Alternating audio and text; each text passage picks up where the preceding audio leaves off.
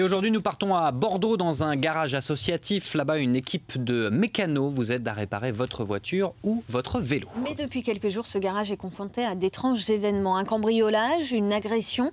Les adhérents ne comprennent pas. Reportage Tanguy Delanglais. Tu vas prendre cette clé là, on va la mettre dedans. Tu vas démonter la vis là, c'est une vis, tu vois, torche. Mylène est professeure de philosophie. Aujourd'hui, elle a échangé son costume d'enseignante pour un bleu de travail. Sa voiture a un problème de durite. Elle n'hésite pas à mettre les mains dans le cambouis. Le garage solidaire, elle y vient depuis 10 ans. Ici, on sait exactement pourquoi on paye et puis c'est beaucoup moins cher. On a le plaisir d'apprendre la mécanique, c'est pédagogique, en même temps c'est ludique parce que l'équipe est très sympa. Ils sont plus de 5000 que Mylène a fréquenté le garage. Ici, pas de voiture neuve ni de gros travaux, juste un peu de mécanique avec les moyens du bord. Pourtant, il y a quelques jours, l'établissement s'est fait cambrioler, un salarié violemment agressé.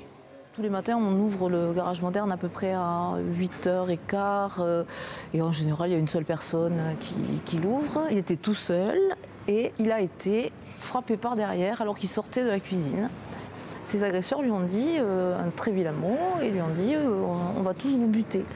Donc là, on s'est demandé ce qu'on faisait tout d'un coup dans une espèce de série B ou de thriller où on ne voit vraiment pas pourquoi on voudrait tous nous tuer. Un acte d'autant plus incompréhensible que le garage solidaire ne fait pas concurrence aux établissements de la région. Ici, les adhérents s'entraident pour restaurer leur mécanique. Une équipe de professionnels les assiste. Nous sommes les professeurs, eux sont les élèves. On leur apprend à faire la mécanique et tout se passe bien. Si on voit que la personne n'est pas capable ou a du mal à faire ce qu'on lui a indiqué, on l'aide et on persiste jusqu'à temps qu'elle y arrive. En veut-on au garage? Certains se posent aujourd'hui la question. Les friches des alentours vont laisser place dans peu de temps à plus de 5000 logements.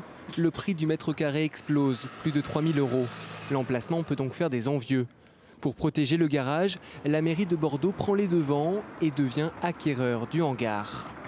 Il nous a semblé que c'était vraiment important de ne pas laisser ce garage aux mains de promoteurs qui auraient pu être tentés de racheter le terrain, de raser et puis de construire quelque chose de tout beau, tout neuf, mais de garder ce garage qui est devenu un petit peu l'âme du quartier.